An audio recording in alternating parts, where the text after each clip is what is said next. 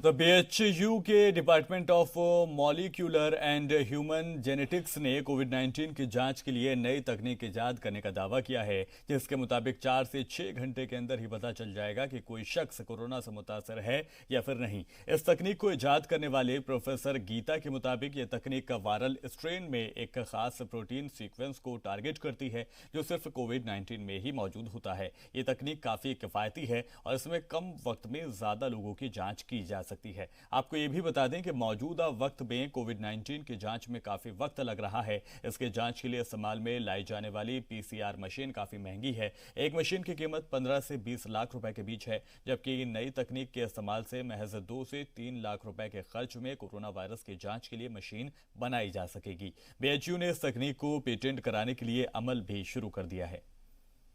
इस टेक्निक का नाम आरटी-पीसीआर बेस्ड टेक्निक है। ये मैं पहले ही क्लैरिफाई कर देना चाहती हूँ कि और भी जो स्क्रीनिंग किट्स हैं उनमें भी इस टेक्निक को यूज़ करके स्क्रीनिंग चल रही है और मैंने भी एक आरटी-पीसीआर बेस्ड टेक्निक को ही इस्तेमाल किया है।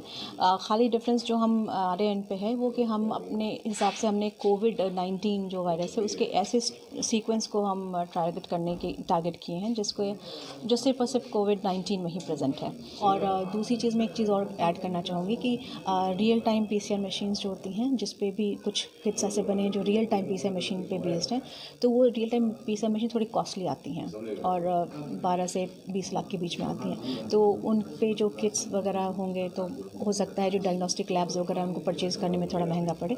और एक दूसरा पीसीआर मशीन होता है जो कि चीपर होता है, 2 से 4 लाख के बीच में आता है। तो हमारा जो मेथड है वो एक जो चीपर जो पीसीआर मशीन है उसको बेस करके बनाया गया है, रिवर्स ट्रांसक्रिप्टेज पीसीआर। तो इससे हमने ये सोचा कि शायद जो छोटे डायग्नोस्टिक लैब्स हैं उनको भी इसको अफोर्ड करने में दिक्कत ना हो और एज अ रिज़ल्ट हो सकता है कॉस्ट पे कमी आए।